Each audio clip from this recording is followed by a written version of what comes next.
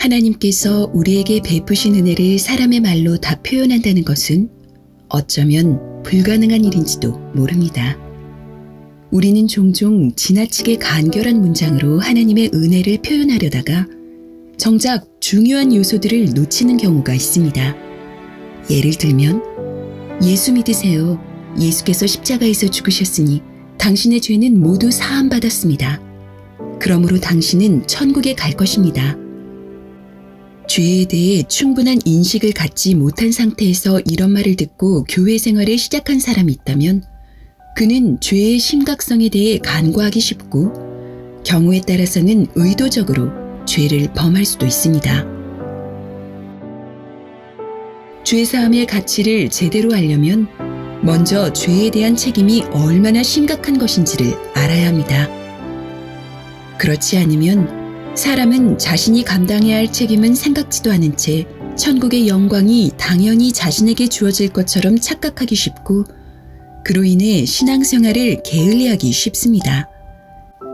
예수 십자가 죽음의 의미를 보다 분명히 하자면 본래 하나님과 단절되었던 우리의 상황이 그로 인해 완전히 달라진 것입니다. 우리는 하나님 앞에 나아갈 수도 없는 하나님의 원수였지만 이제는 하나님과 우리 사이를 막고 있던 저주의 담이 허물어졌고 하나님과 우리의 관계에 화해가 이루어진 것입니다.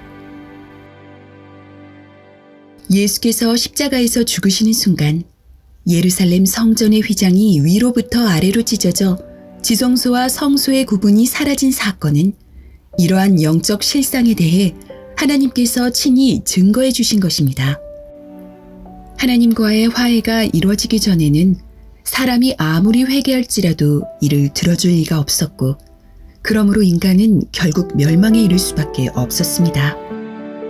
그러나 예수께서 십자가에서 죽으심으로 인해 우리에게 죄를 용서받을 수 있는 기회가 생긴 것이고 또한 천국에 이르는 신앙생활을 할 수 있는 권리가 주어진 것입니다.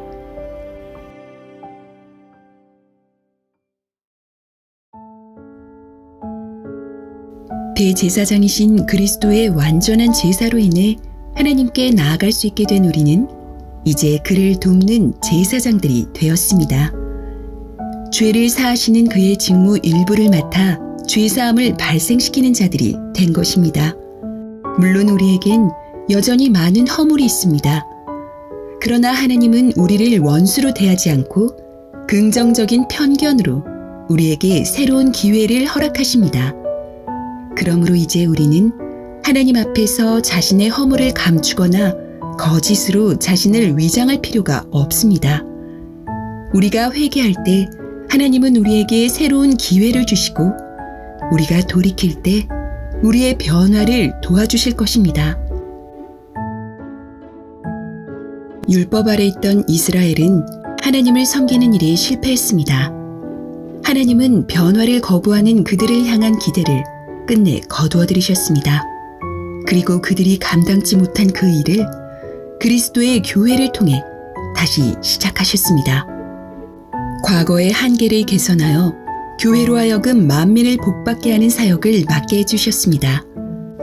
그러므로 이제는 우리 모두 자신이 교회의 지체임을 자각하고 교회가 새 이스라엘로서 감당해야 할 영광스러운 투쟁에 동참합시다.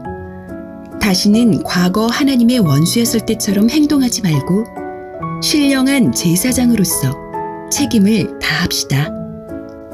하나님을 섬기는 일에 실패한 이스라엘의 전철을 밟지 말고 새 이스라엘의 사명을 위해 헌신합시다.